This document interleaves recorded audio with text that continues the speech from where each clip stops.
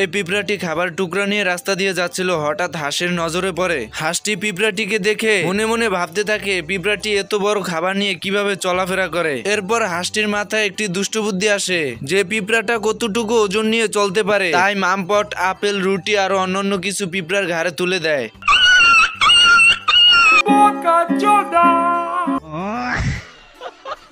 এরপর হাঁসটি একটি লাঠি আর দড়ি নিয়ে আসে যাতে পিঁপড়াটার রাস্তা আরো কঠিন হয়, কিন্তু তার ভিতর দিয়েও পিঁপড়াটি যাচ্ছিল।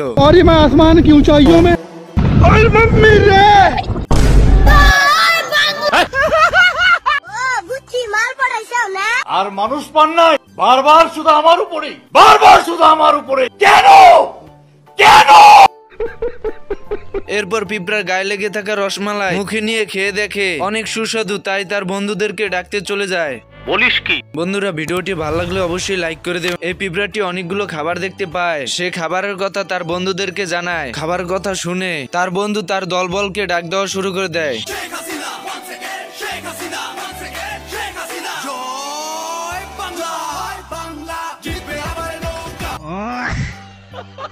এরপর পিঁপড়াগুলো তার দলবল নিয়ে হাঁসের কাছ থেকে খাবার চুরি করে নেওয়ার জন্য চলে আসে। এরপর হাঁসটি খাবারের বাক্সে হাত রাখার কারণে পিঁপড়াদের খাবার চুরি করতে অসুবিধা হয়, তাই হাতটি সরিয়ে দেয় এবং তাদের খাবার চুরি করতে কোনোভাবে যাতে অসুবিধা না হয় তাই সবাই মিলে হাঁসকে তুলে পাহাড় থেকে নদীতে ফেলে দেয়। এরপর হাঁসটি এসে দেখে তার খাবার সব পিঁপড়াগুলো লুট করে নিয়ে যাচ্ছে। साले को छोड़ूंगा नहीं,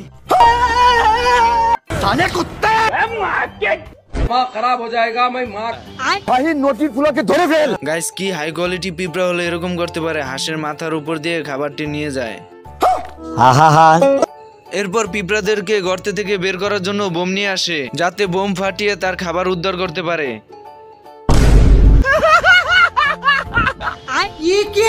এরপর হাঁসটি নিজের ফান্দে নিজে আটকে যায় এবং পাহাড় ভেঙে নিচে পড়ে যায়।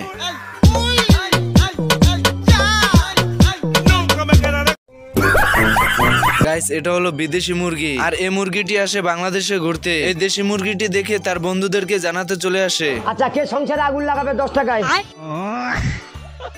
এরপর বিদেশি মুরগির কাছে দেশি মুরগিগুলো এসে জড়ো হয় এবং বিদেশি মুরগির কাছ থেকে স্টাইলিশ হওয়ার জন্য একটি বই চায়।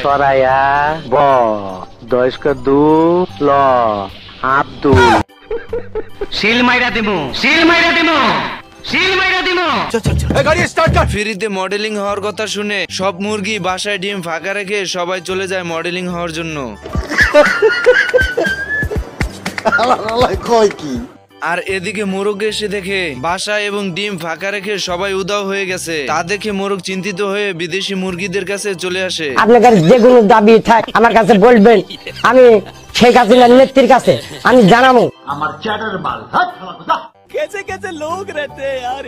বন্ধুরা, ভিডিওটি ভালো লাগলে অবশ্যই লাইক এবং শেয়ার করে দিবেন, কারণ আপনাদের ভালোবাসাই আমাকে ভিডিও বানাতে উৎসাহিত করে। আচ্ছা, ঠিক আছে, समझ गया।